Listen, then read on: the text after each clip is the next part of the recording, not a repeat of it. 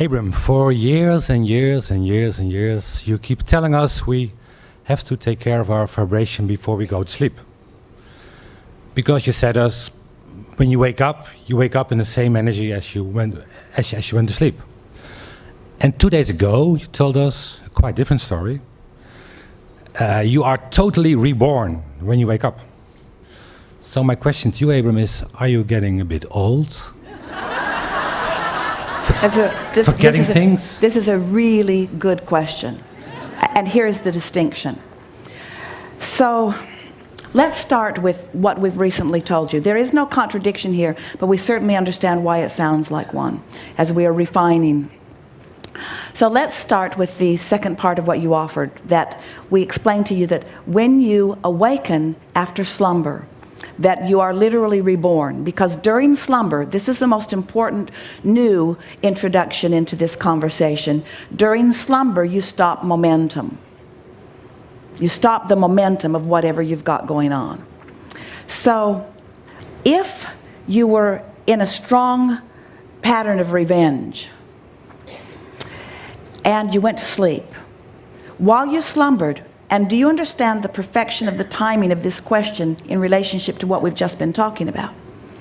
So you've been in this pattern of revenge before you went, yesterday and the day before and the day before and the day before, and now you're going to sleep. And as you slumber, you stop the momentum of that.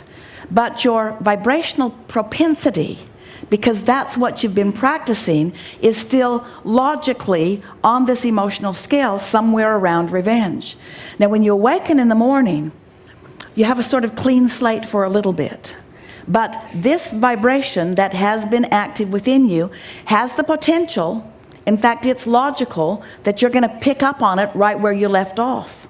So what we're saying to you is that if you realize that your best plan of action is first thing in the morning when you have the least momentum going, that's where you have the opportunity to reset your vibrational patterning the most.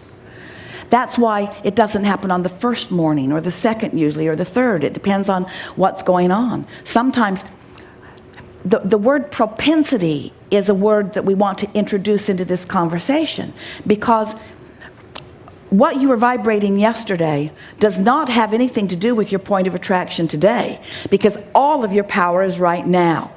But what you were practicing yesterday makes it likely that you're going to practice it again today unless you introduce some deliberate intention, you see.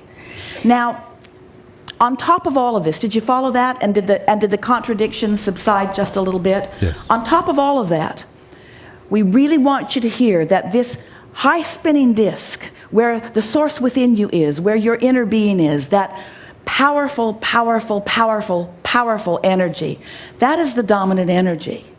And so it's most logical that that's where you be. In other words, you could live a life of such disconnection that you could cause murder and mayhem every day of the latter days of your life experience, and when you have your croaking experience, you'll reemerge into pure positive energy.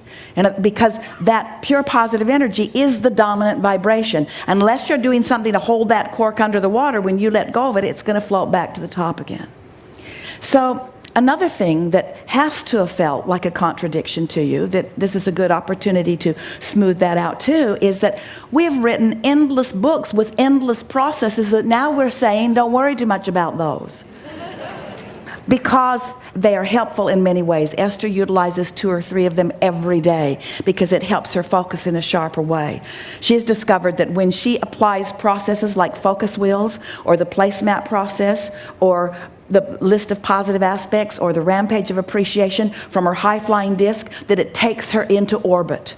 It brings a feeling of invincibility to her that is like nothing that she's ever experienced before. Clarity moving through her. So these processes will always be productive for you.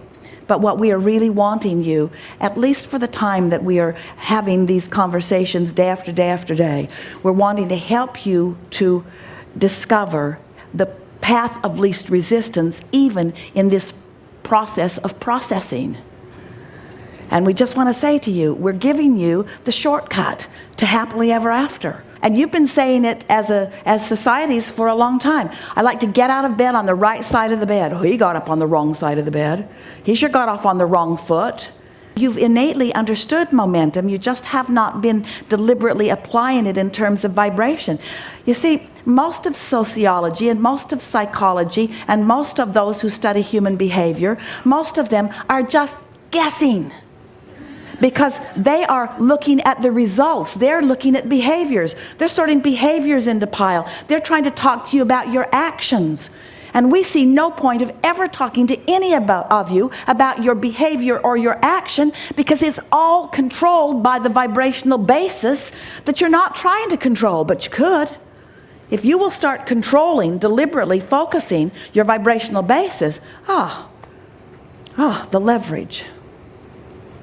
The leverage and the moment to moment.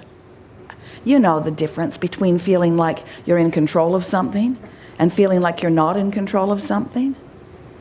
Don't you like feeling like you're in control of something? Don't you? Yes. Oh, we thought you'd gone to sleep. Something more? Yeah, so if you talk about laying new pipes, can you say that focus willing is clogging the old pipes? Focus willing is? Clogging the old pipes. Attention to anything adds to it. So, well, again, now this ties into what we were saying earlier. You have to determine which end of the stick you're leaning toward. In other words, if focus increases momentum, then you want to do a focus wheel when you're pointed in the direction of what you're wanting. So the whole point of a focus wheel, do you understand what a focus wheel is? A focus wheel, draw a circle on a big piece of paper, and right in the center of it put a circle, and then about 12 circles around it, sort of like where the numbers on a clock would be. And in the center of the circle, you write what you're really going for, even though you may not be there. Now, that right there is adding momentum to what you do not want. Making this, because even though you're saying what you do want, you're meaning what you don't want. In other words, I got something I'm trying to focus into a better place of clarity. So yeah, you are, for a moment, activating the vibration and maybe opening the pipe to what is not wanted in a little clearer way. But then the whole process of the focus wheel is, now you've stated what you want. Now you sort of relax and think and feel, and you try to find something in your life, not something that you're reaching for, not something that you don't yet believe, but something that you do believe that sort of kind of matches that statement. Do you want to do a focus wheel on some subject? Not specifically. So let's say the subject of relationship. Let's say the subject of jealousy. Let's say you've just felt some jealousy about something, and so you're going to do a focus wheel because you mean to focus yourself into a better, more secure place. So in that feeling of jealousy, you write, I am a secure and happy person. You write that right in the center of your focus wheel. And of course, as soon as you write it, it's sort of like the game show clock in the sky goes, because you don't mean it. I'm a secure and happy person. But you write that in the center of your focus wheel. And now, because something has happened in relationship to a relationship that has amplified that feeling of discomfort. So now, you don't want to start with that subject in the focus wheel, because that, as you said, is just going to open the pipes that are leading to where you don't want to go more. So you're reaching for the feeling of something that does actually feel secure. So you just say to yourself, what about my life experience feels secure? Well, I appreciate this place that I'm living that no one else is trying to get in and live with me in. In other words, I appreciate the fact that I am owning it or I am renting it, but this is a place for me. I get to keep my stuff here. This is a place, this is a haven for me. And if you feel that way, really feel that way, then write something like home sweet home right in that time. And then you're reaching for another feeling. I'm good at my work. The people at work see me as a stable person. I'm doing a good job with my finances. My budget is in balance. Of course, if this is true, You don't write anything that isn't true, because you're right. If you say, if you're doing wishful thinking, if you're doing hopeful thinking, then you're introducing that cluttered vibration. So you're wanting to focus the things that you really want to say. And you can do it. Even as Esther was writing Focus Wills this morning, she found herself starting to write. She's typing it in her computer. She's made a sort of layout for herself. And she found herself starting to write it in the way that was a little on the other side. And right away, the more aligned words would come to her. It's all about focusing. Until you've romped around the wheel, you might be picking your way slowly around the wheel. But by the time you've filled all 12 of those slots, you have usually, because it's been way more than 68 seconds, you have usually brought yourself to a higher vibration. And now you go back and you look at what you've written and you just amplify it, emphasize it, write right over the top of it again, put exclamation points behind it. Yes, I am a secure and happy person. And as you do that every time or occasionally as things are unsettling, what begins to happen is you begin to leave your vibration about that subject in a new place, and then leave it in another new place, and then leave it in another new place, and then leave it in another new place, until you have worked the bugs out of it in your vibration, those patterns of resistance. What is resistance in your vibration anyway? It's an active vibration. It's an active vibration that is attracting to it something that is hindering something else, because the absence of what you want hinders what you want. Just like the presence of what you want hinders the absence of it. You get how that goes? And so you get to decide what vibration is active within you. What vibration, which end of the stick is active about money?